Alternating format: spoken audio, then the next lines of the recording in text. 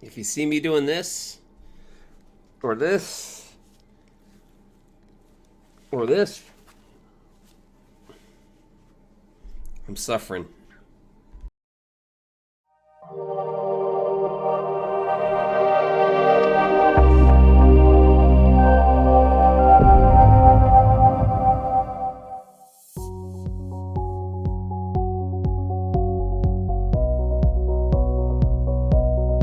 Welcome to the final installment of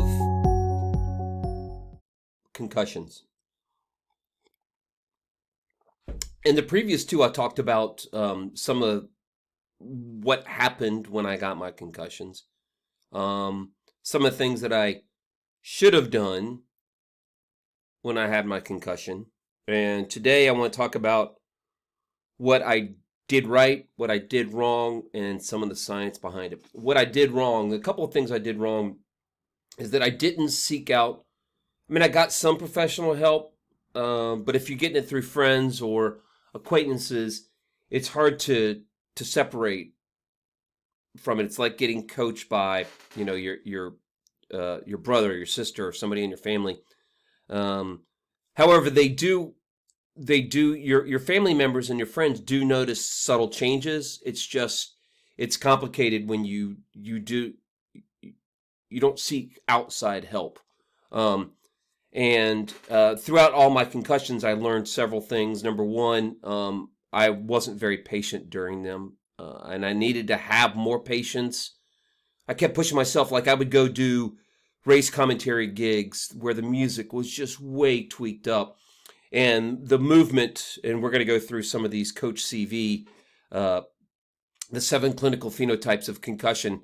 But all the red flags that you shouldn't be doing inside of this, I was doing, because I thought I could get through it pretty quickly. But yeah, I didn't really do it. So number one is C is for the cognitive function.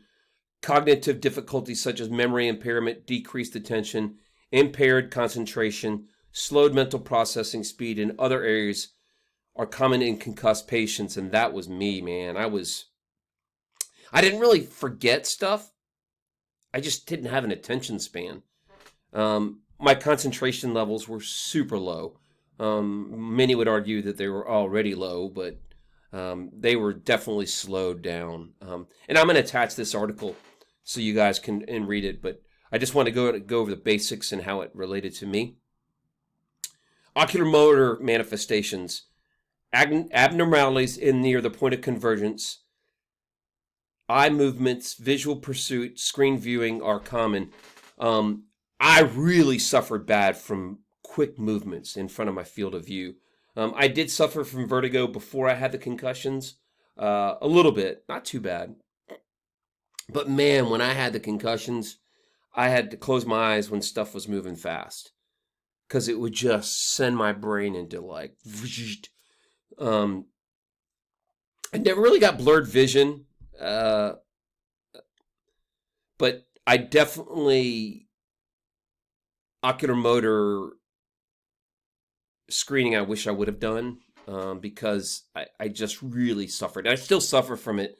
Like if I go on bike rides or shadows screw me up a little bit. So that's that. Affective disturbances, that's the A. The primary care practitioner needs to be aware that affective disturbances are a risk factor for persisting symptoms after concussion. There's overlap between the symptoms of depression and concussion. There wasn't overlap, it was a tidal wave. Yeah, I had to kind of do all I could to identify, hiding my depression during my 2 concussions, especially the last one that I had a couple years ago. It just sent me into a tailspin, and it was hard to dig out. I wasn't sleeping well. It was just, it was rough. Anybody that's watching this knows that, that there's a high degree of depression that goes with concussions. And I am here to tell you. Trouble sleeping, fatigue, sadness. I had the sadness. The cervical. Significant overlap between concussion and whiplash. I don't think mine was whiplash. It was more impact related. Although when I did crash the second time, I don't really remember too much about it. I don't think I whipped my head. It was more of just a pounding. So there's massage and that kind of stuff to make sure that you loosen up that neck can really help. Then you get neck pain, headaches, dizziness, and balance difficulties. I think I might have had some balance difficulties, but as far as the cervical goes, that I was pretty okay in that area. Headaches. Oof, man, did I have... I don't know if you qualify them as migraines. I think that's such a tension headache.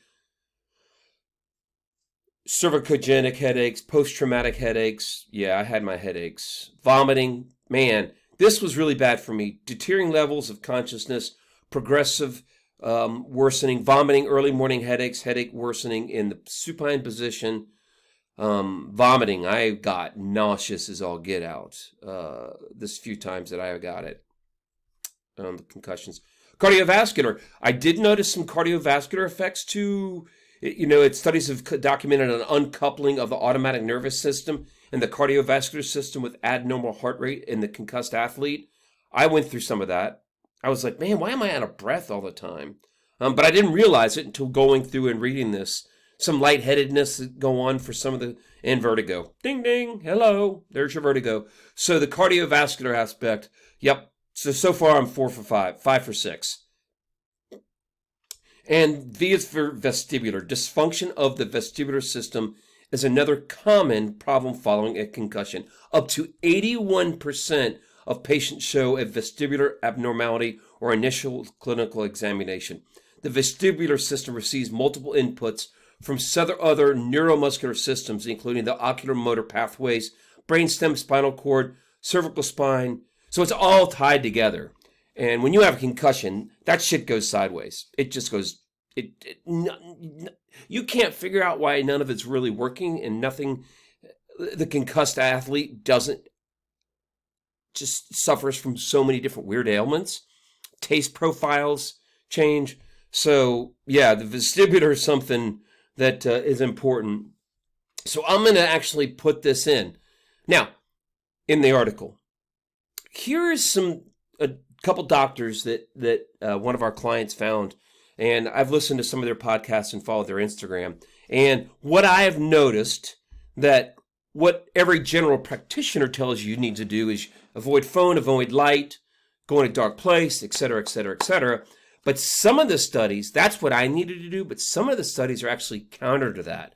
And I'm going to put this podcast in there about Concussion 101, because some of their arguments that you need to slowly introduce stimulus back into your life. Not too fast, because you got to set a baseline, and then, baseline +1, then +2. And what I was doing is I was doing baseline, and I was going +6. Going to commentary gigs, coaching, training center, doing all these things that I shouldn't have been done. So I was actually trying to reinsert too much, too fast. So I do like the fact that they are reintroducing stimulus back into your life, but there's a practical way to do it, and having professional people that know and understand concussions are your best bet. Don't mess around with concussions, guys. So flash forward, the last one I had, the second one I had, 15 years ago, where I lost my helmet, I didn't do any of this stuff because I didn't know about it. Then I started getting more proficient, knowing our athletes, getting concussions, learning from them. But unfortunately, the best way to learn about a concussion is to have one yourself. And I know a lot of you guys are probably out there going, I'm not sure if I had a concussion. If you're not sure, there's probably a high likelihood that you did. Even if it's a small concussion. Mine was moderate. I wouldn't call it a severe trauma, but others might argue. Again, I was inside of it, so I could not, other people outside of it could see it and understand it, but I just simply couldn't do it. I couldn't process it because I wasn't capable of doing it. Flash forward to now, 2.5 years later, way better. Like if you look inside of the app and you go and look at my sleep profile, I'm not depressed anymore. Oh, I have bad days. Everybody has bad days. But I don't notice any of the concussion effects right now. No cardiovascular. Still a little bit of the vertigo, but I think that's always going to be there. But more importantly, now I have the tools, and now seeking out others that have had concussions or traumatic brain injuries, TBIs. There is light. But you've got to be patient, and you've got to take care of you. And the way to take care of you is not have your family and friends tell you what to do. Seek out a professional, a concussion specialist. You can go see your GP, but a concussion specialist, somebody that's been through it, somebody that understands it, somebody that's studied it. Even me, people come to me for concussion advice because I know so much about it. Even I like doing research about it. So yeah, that's the history of my concussions. They're scary because they're hard to pin. You don't know how it's going to affect you. So yeah, that's it. Hopefully this series has helped you guys out. I will post some of the articles in the description.